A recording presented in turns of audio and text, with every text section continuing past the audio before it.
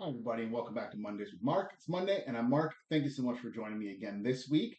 And last week, of course, was the holiday Monday, so we kept it nice, short, and sweet as we always do. This week, we're getting back to our regularly scheduled program, and that is, as I'm sure all of you have noticed, it's getting a little chilly outside. And if your wife is anything like my wife, she's been asking you to turn on the furnace for some time now. So I thought I'd make a quick video on some things to look out for, some tips, and things you should just be aware of before we turn our furnaces on for the first time in the year. So, without further ado, let's get right into them. So, the first thing before you even turn anything on is you want to go through your house and make sure all your smoke detectors and your CO2 carbon monoxide detectors are up to date, batteries are changed and fresh, and they are all working. So, if anything does go wrong or if your furnace is leaking out any gas, you will be notified and you can get your family out to safety before it's too late. And that is obviously first and foremost, safety first, right? So go through your home, make sure that all your detectors are working, are in working order, and are ready to go for the year. Okay.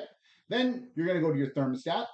You're obviously going to switch it from cool to heat because that's what we want. But most importantly, is take a few minutes if you have a smart thermostat or a programmable thermostat and go through and adjust the temperatures for the course of the day. Keep it a little bit lower if you're going to be away for the home, like if you're at work or there's no one there to enjoy the heat. Keep it low and then have it turned up just before you get home. So when you walk in, your home is just nice and warm. And actually, by doing that, you are going to reduce your heating bill. But it could be quite a bit just by keeping your home a little bit cooler when there's no one there to enjoy it, and then ramping it up for when you are at home. And that should save you a little bit of money, hopefully a lot of money in the long term. Next is your air filters. All of our furnaces have air filters, so you're going to want to check before you turn it on. Make sure that it is clean. If it isn't, replace it. And that's just going to help the air that circulates from your furnace into your home just be of better quality, less particulates, pet dander, dust, allergens, all of that good stuff.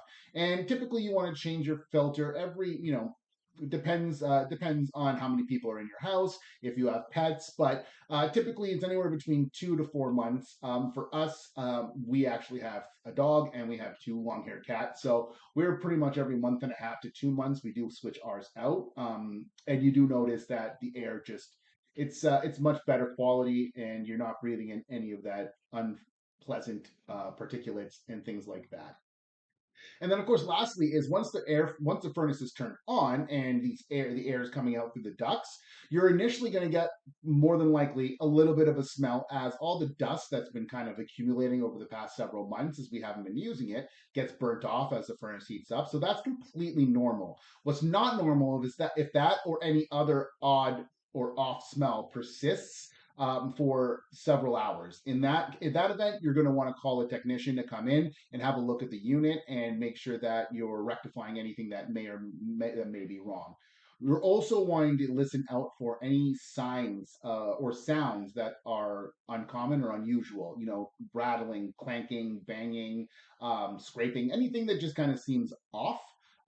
You're going to want to call somebody and have them come in to have a look at it, because much like everything else in the world, maintenance is always a cheaper option than waiting for it to break and then fixing it or even replacing it. So, yeah, if something seems off to you, take the time, call somebody, a professional, and have them kind of, tell them about the problem. If they feel like it's worth coming and checking out, they will absolutely do that. If they feel that it's not safe, they'll guide you through the procedure of, turning it off, shutting it off, whatever it is that you need to do. But your first call should be to a technician if you do feel that something is off with your furnace. So, I know it's not the most pleasant topic. It's not the greatest time of the year. As the weather is starting to change. It's getting a little bit cooler. As you can see, I've got my long sleeve Calvin and Co shirt on. So I understand that it is not the greatest time of the year, but by taking these tips, you're going to make it a lot more pleasurable and avoid any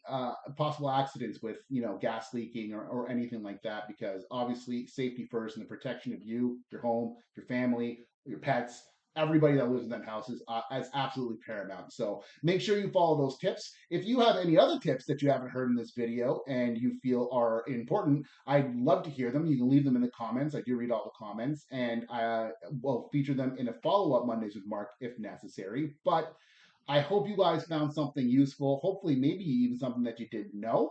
And yeah, that's it for this Mondays with Mark. Thank you so much for joining me this week. Good luck turning your furnaces on if that's the case. And if not, well then lucky for you because your wife isn't as frequently cold as my wife is. So, but there will come a time when you're going to need to turn it on, and in that case, revert back to this video. And how you do that?